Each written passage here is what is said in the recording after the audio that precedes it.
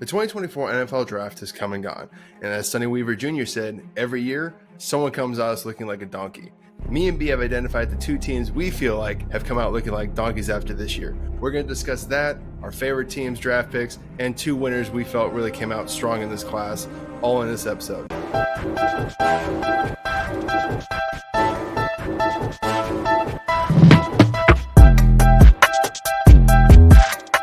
If you've recently subscribed to us or this is your first time watching a video, you may not know that B is our regional Bears fan on the channel. He is located in Illinois. I'm located in California, so I am the 49ers fan on the podcast here. We're going to start this episode off by looking at our two favorite teams and seeing how they did. I'm going to turn it over to B and let him tell you how he felt the Bears came out of this 2024 class. I'm the regional Bears fan here on the channel, but as I like to say, I'm a regional depressed fan because the decades of Bears football I kind of have to watch and endure here. But hopefully the sad times are maybe over. For the 2024 draft, the Bears, I think, had a pretty solid draft. So going into the draft, the Bears' biggest needs were quarterback, edge, interior defensive line, and wide receiver. They addressed all of their needs except the interior defensive line. So we all know who Caleb and Rome are, so I don't want to give a quick background on those guys. I want to focus on the guys that the Bears drafted in rounds 3 to 5. Karan Amadage, he played actually both left guard and left tackle at Yale, and he only played around 200 snaps because he actually got hurt around week 5. He played 4 games last year. But for his entire college career, he only gave up 1 sack and 26 total QB pressures and around 1,600 snaps. I definitely expect him to be a backup to Braxton Jones this season, but he may push to be a starter in 2025, depending what happens with Braxton Jones. Tory Taylor is probably one of the best punter prospects for a long while. The Bears' current punter, I guess former punter now, Trent Gill, he finished 37th out of 37 qualifying punters in net yards per punt, with 38 yards per punt. So he finished dead last. And then on the other hand, Tory Taylor had a net yard average of 44 yards per punt, which was tied for first out of all qualifying punters last year in college football. So I didn't expect the Bears to draft a punter in the 4th round, but I have no problem with drafting Tory Taylor if he's going to be the Bears punter and be very, very good at it for the next 10 plus years. And I'm sure if you are a Bears fan, you saw this funny moment on Twitter where Caleb actually texted Tory Taylor and said, "Hey, it's great to have you on the team. You're not going to be punting much we won't be punting that much here," which I thought was pretty funny there too. And lastly here, Austin Booker, the edge out of Kansas, didn't know much about him either. I know he had a top 30 visit with the Bears. Austin Booker finished the 2023 season with 9 sacks and 27 QB hurries and 482 snaps. From what I've seen from his film, I did watch a little bit of his film after he did get drafted. Booker is athletic, I guess. He's pretty lean, so you might have to fill out a little bit. I think he's listed at 245 pounds or close to there. But his 40-yard dash time was relatively slow. It was 4.79, so that might have hurt his draft stock. Again, I give the Bears an A- because just for me, I want that interior D-line spot to kind of be fixed. I know we're going to rely a lot on Pickens and Dexter to take that second year jump, but for me, I would have loved to seen a 3-tech draft pick here in this draft. But all in all, it was a good draft, man, for sure. All right, guys, now I'm going to cover the 49ers real quick. B did a great job breaking down the Bears. I'm not going to go into every pick for the 49ers because they had, I think, 10 selections is what it is. Overall, I liked their draft. I thought they did well in acquiring talent, which is essentially the point of the draft. You can argue value, and at the end of the day, it doesn't matter because, for example, George Kittle, 5th round pick, could have been considered a bad value at the time, but obviously really, really worth the pick now. just looking at what the strategy must have been for the 49ers coming out of the draft, it seems to me that Kyle Shanahan really went back and watched the Super Bowl, and his takeaway must have been that the issue wasn't the offensive line. It was that the 49ers receivers couldn't separate against Kansas City's man coverage. That was allowing the pressure to get to Purdy and allowing him not to get it out to his hot routes. And what must have been what Shanahan felt cost him the Super Bowl. They really addressed that need by adding in Jacob Cowing and Ricky Parasol from Florida. Both guys are slot type of body kind of guys, but excellent athletes. They should, and they've had experience beating man coverage well in college. I think they're both ranked near the top in according to PFF of grades against man coverage, specifically press man coverage. So I'm also with that expecting an evolution in the 49ers offense this offseason. Going into next season. I expect him to be much more pass heavy, and I also expect an evolution in the passing game from San Francisco. I expect a lot more hot routes, a lot more getting the ball out quick, trying to beat the pressure that way. Like I said, overall, I like the draft. The biggest thing for me is I wish I would have seen more of an attention put towards the offensive line. I know they drafted the kid out of Kansas who didn't give up a single sack. I think it was like 323 pass rush reps, and that's good. He's a good addition. I just felt that there could have been more done to help insulate it. For example, Jake Brendel was ranked one of the worst centers in the league last year.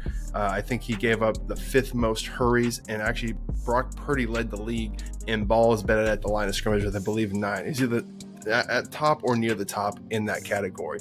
All things that I would have loved to see a new center come in and help with. A new tackle, you can argue, definitely should have been brought in, but obviously Shanahan is very confident in Colt McKivitz. But I do know they did add an undrafted guard out of Michigan who could potentially slide into center eventually. So with that, I did like the pick.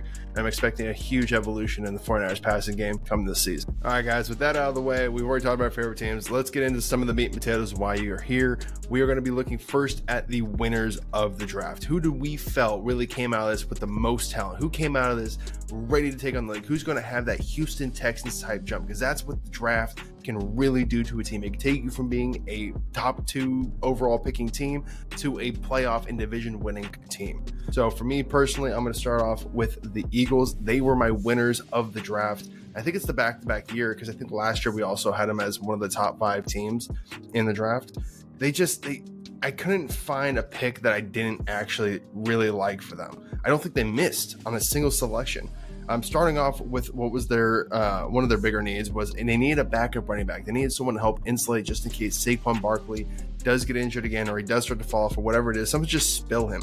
And Will Shipley out of Clemson does that perfectly. He is elusive, he is fast, and he is a receiving threat out of the backfield. He essentially has a lot of the same strengths that Saquon Barkley does and should fill in for them perfectly whenever they need to give Barkley a spell. The second selection I think I liked the most was Johnny Wilson. He may not be a great receiver. He didn't separate very much at FSU. But if you move him down to tight end, he could be special there. He's 6'6". I believe he was 235 pounds, which are all great numbers, if you're moving him down to a tight end. Think of like a Darren Waller kind of tight end. But I'll give you this number. In 2022 at FSU, he had 20.9 yards per reception as a receiver. That would be phenomenal. If you match him up with, again, a linebacker that's not going to be able to match up with his length, or even the safety is not going to be able to match up with his length, and he could probably outrun both, more so probably a linebacker than a safety, he could really be a special tight end in the league. And the biggest need and my favorite picks for the Eagles have to have been how they addressed their secondary. It's been a problem for the Eagles all last season. It was evident that they needed someone in that back safety spot to really step in and fill for them. And even corners seemed to really drop off. I believe James Bradbury didn't have the greatest year. So they definitely addressed it first by adding in Quinton Mitchell from Toledo, who had to have been one of the more athletic guys. His skills, his traits really do translate to being a potential lockdown corner in the league. But then to add to that, they traded up and got Cooper DeJean the corner from Iowa, who was expected to be a first-round pick, but somehow fell to the second. He can play either the nickel, he could play outside if they really need him to, but he projects best as that safety spot. And I really do expect them to move him. Even when they drafted him, I was looking through some of the cards, and I did identify this too. They specifically listed Quinton Mitchell as drafted as a corner versus Cooper, who was drafted as a DB. So to me, that does indicate they're thinking the same way I am, is Cooper's going to get moved back to that safety spot and really should fill that need. He's a fantastic athlete. He's a ball hawk. He can also give you additional value as a punt returner, kick returner. He can be really special back there for the Eagles. B, who was your favorite team? For me, yeah, my favorite team is also a team who we had in our top 5 last year too, and that's the Steelers, man. I think they killed it. It's actually not surprising to see teams who did well last year also did well this year in the draft. I think kind of like makes sense. The Steelers had 7 picks in this year's draft, but I want to focus on their first 4. The Steelers drafted 4 times in the first 100 picks of this draft, and I think they killed it. In the first round, they drafted Troy Fontenot, who's a tackle out of Washington, to really bolster their O-line even more. And this pick now gives them 2 bookend tackles on their team after taking Broderick Jones last year. So whoever is playing quarterback for them next season, I think their O-line is going to be pretty solid. And then they followed up that pick with taking Zach Frazier in the second round, who is a center out of West Virginia. And Frazier was actually the 33rd best prospect on PFF's big board. And getting him at pick 51, great value there. I mean, he's going to step in and start day one. And I just think their O-line is great there. And then in the third round, they took the slot wizard of Roman Wilson. So this dude is going to really just play in the slot, work that man coverage. He knows how to sit down in the soft spots in zone coverage. Again, I think whoever starts at quarterback for Steelers next year is going to love Roman. I think he's a very underrated prospect, and I'm actually kind of surprised he lasted until the third round. And lastly, the Steelers drafted Peyton Wilson, who is a linebacker out of NC State, in the third round. I think they actually traded up for him. And Peyton is actually one of my favorite prospects in this draft, just because he is an athletic freak. He clocked 23 miles per hour chasing someone down against Notre Dame last season, which was one of the top times. And again, he plays off the ball linebacker. I think giving the Steelers a weapon like Peyton Wilson is going to be crazy. I full on expect Wilson to be the next great Steelers linebacker there. So again, they had 7 picks. I focus on those first 4 because I really think they got a lot of gold type players in the top 100 picks there. All right, guys, now it's time to pay off that intro we gave you at the beginning. We're going to talk about who are our donkeys in this draft. Who came out with the worst pick? Who left us scratching our heads thinking, what are you guys doing? For me personally, that had to be the Denver Broncos. To start off, they drafted Jonah Ellis in the second round out of Utah. I think he's a solid defensive end, but I don't think he's anything that breaks the bank. He's not going to be your next Von Miller there. Just some quick numbers for you. He had 22 hurries this last season, which was good for 34th in the class. He had a pass rush win rate of 17.7%, again, 14th ranked in the class, and PRP, which is a formula that combines sacks, hurries, and hits relative to how many times they had a rush passer. So essentially, how many opportunities did you had? How often did it pay off? He ranked 20th in the class. Essentially, all in all, not great numbers as an edge rusher. He might be able to play a stand-up linebacker for them, but I would not expect him to blow anyone away with his numbers. And additional onto that, one of their next highlight picks was Troy Franklin. You could argue is again, steal in the 4th round. Hard to grade value on picks that no longer matters now that the guy's already selected, but he does have a smaller frame. As we mentioned in our draft profile on, you guys can find it at the card in the corner. He had a limited release package, and he's essentially a one-trick pony. He's a deep threat who didn't really have, world-breaking speed. Xavier Worthy had a better 40 time. I believe Xavier Legette had a better 40 time. Vlad McConkey had a similar 40 time. So when you're not even a burner, it kind of becomes rough to play in the NFL level. And we even said in our draft profile video for him, in order for him to be successful, he had to go somewhere where he could be a number 2.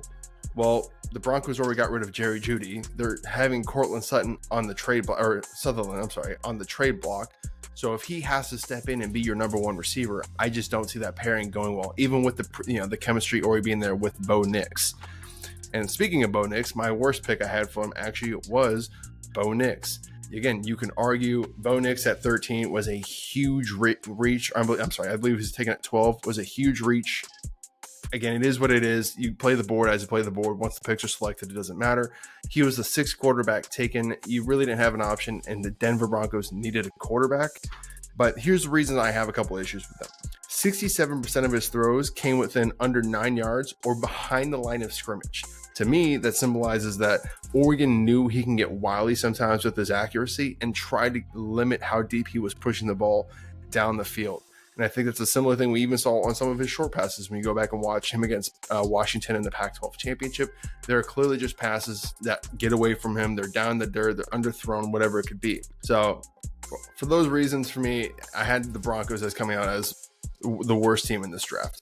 B, who is your team? Team who I had listed as a team who I thought didn't have a great draft is the Falcons. And I know a lot of people are picking on their first-round pick in Michael Penix Jr. Actually, I don't hate that pick. I actually see the logic behind it. I see, we were high on Penix Jr. throughout the entire season. He has, his arm is crazy. The ball just flies out of his, hand. He makes a lot of big-time throws. I see the logic behind it.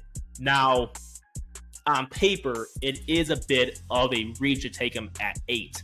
So that is why I have the Falcons listed, because they did reach for their first two picks. And actually, the second pick, which I will get to in a second, is even a bigger reach than the first one. If going back to the quarterback stuff, I actually have a bigger gripe with them paying $100 million guaranteed to Kirk Cousins to kind of be a bridge quarterback then. But I get it. A good problem to have. Kirk will come in, they win, they kill it for the next 2 years. Penix Jr. steps in. I'm not saying it's not going to work out. I'm just saying on paper, they did reach for Penix Jr., where he was kind of expected to land maybe in the middle to late part of round 1, maybe even beginning of round 2, depending on which expert you ask. But enough about Michael Penix Jr. I want to get into the Falcons' second-round pick. So, as I kind of mentioned, their second-round pick was a pretty big reach. The Falcons gave up a third-round pick to move up 8 spots to take, I'm going to say his name wrong, Rook Ororo, the D tackle out of Clemson, at pick number 35 in the second round. I think it was a pretty big reach because, one, he was the 67th ranked player on PFF's big board, and two, there were other talented interior defensive linemen still on the board at that time. For example, prospects like Johnny Newton, Braden Fisk, and Chris Jenkins were still there. So I think they didn't need to trade up and reach for a prospect like Rook. I think it probably would have been a better move to trade up and take Johnny Newton, who many, again, experts maybe had him, pegged as a late first round choice, or they could have just stayed where they were at and possibly still landed Rook. I think he probably still been on the board where if they were to stay at their pick instead of trading up 8 spots for him. So with that, I have the Falcons as my draft donkey, I guess, or in other words, my draft loser. Do you agree the donkeys we had in this episode? Who do you think actually won the draft? Tell us all that. We love to hear it. And until next time, we've been the RFL Show.